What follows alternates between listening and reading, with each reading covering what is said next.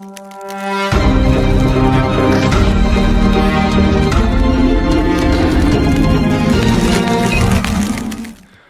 gentlemen, boys and girls of all ages, I'm Jazz Bergando. This is What's Next, and hope you are enjoying your day today. Of course, as always, this is the Daily. The Twitter files, the January 6th files, or January 6th tapes, shall we say. Well, after Kevin McCarthy gave unprecedented access to over 44,000 hours of video footage of the J6 event, January 6th events, of course, which is the worst in U.S. history, worse than World War I, World War II, Vietnam, Korea, the Iraq conflict, 9/11, Civil War. Combine them all, roll them up into a nice little ball, and they still don't compare to January 6th, according to the Democrats. And of course, for the last 2 years, they've been ramming this garbage down our throats that the insurrectionists, because of Donald Trump demanded that they go down and trash the Capitol building. Well, was there riots? Yeah. Was there, bad apples? You bet. Was it an insurrection? Absolutely not. Not one of those so-called insurrectionists, those bad apples, had a gun. Not one of them killed anyone. Well, according to the left, 5 police officers. Well, like Officer Sicknick. I talked about it in yesterday's video. Officer Sicknick, who supposedly was beaten over the head with a fire extinguisher. No, it turned out by the autopsy reports that he died of a stroke. And of course, then subsequently, 4 others that were involved immediately committed suicide. Wow. Wow. Who would have guessed that one? But what I didn't show in yesterday's video was the actual video itself from Tucker Carlson in regards to the J6 tapes. And now we're going to see it. These are the pictures you've seen of January 6th. They're familiar because they've been playing on a loop on every media outlet in America for the last 2 years. There's a reason for that. But it turns out there's quite a bit of video you haven't seen. And that video tells a very different story about what happened on January 6th. More than 40,000 hours of surveillance footage from in and around the Capitol have been withheld from the public. And once you see the video, you'll understand why. Taken as a whole, the video record does not support the claim that January 6th was an insurrection. In fact, it demolishes that claim. And that's exactly why the Democratic Party and its allies in the media prevented you from seeing it. By controlling the images you were allowed to view from January 6th, they controlled how the public understood that day. They could lie about what happened, and you would never know the difference. Those lies had a purpose. They created a pretext for a federal crackdown on opponents of the Uniparty in Washington. Our office wanted to ensure that there was shock and awe, that we could charge as many people as possible. The first thing you notice from viewing the full video record of January 6th is just how many people entered the Capitol building that day. Hundreds and hundreds of people, possibly thousands, over the course of about 2 hours. The crowd was enormous. A small percentage of them were hooligans. They committed vandalism. You've seen their pictures again and again. But the overwhelming majority weren't.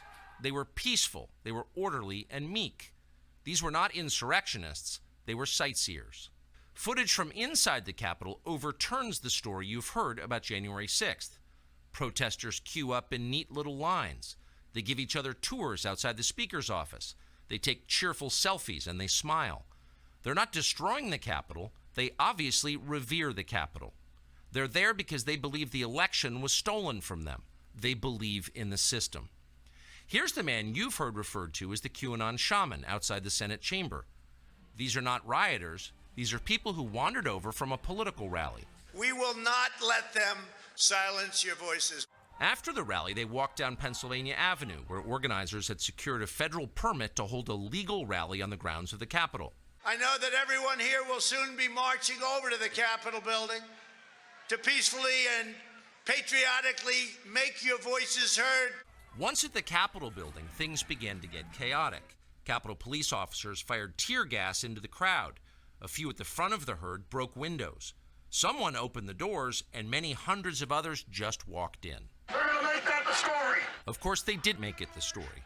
And at the center of it, the single most famous person arrested that day was a Navy veteran from Arizona called Jacob Chansley, often referred to as the QAnon shaman. The so-called QAnon shaman. QAnon shaman. Someone named Q Shaman. Jacob Chansley became the face of January 6th, a dangerous conspiracy theorist dressed in outlandish costume who led the violent insurrection to overthrow American democracy.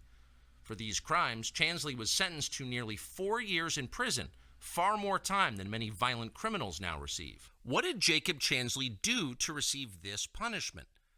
To this day, there is dispute over how Chansley got into the Capitol building. But according to our review of the internal surveillance video, it is very clear what happened once he got inside. Virtually every moment of his time inside the Capitol was caught on tape. The tapes show that Capitol Police never stopped Jacob Chansley. They helped him. They acted as his tour guides. Here's video of Chansley in the Senate chamber.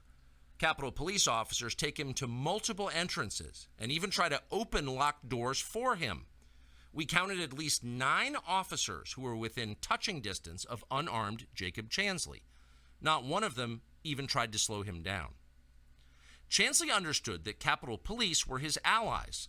Video shows him giving thanks for them in a prayer on the floor of the Senate. Watch. Thank you, Heavenly Father, for giving the inspiration needed to these police officers to allow us into the building. Contrast the reality of what Jacob Chansley did in the Capitol building on January 6th, the indisputable facts recorded on video, some of which has never before been seen, with the depiction of Jacob Chansley that you've seen in the media for more than 2 years. He's a terrorist, they said. He should be killed. Shoot him.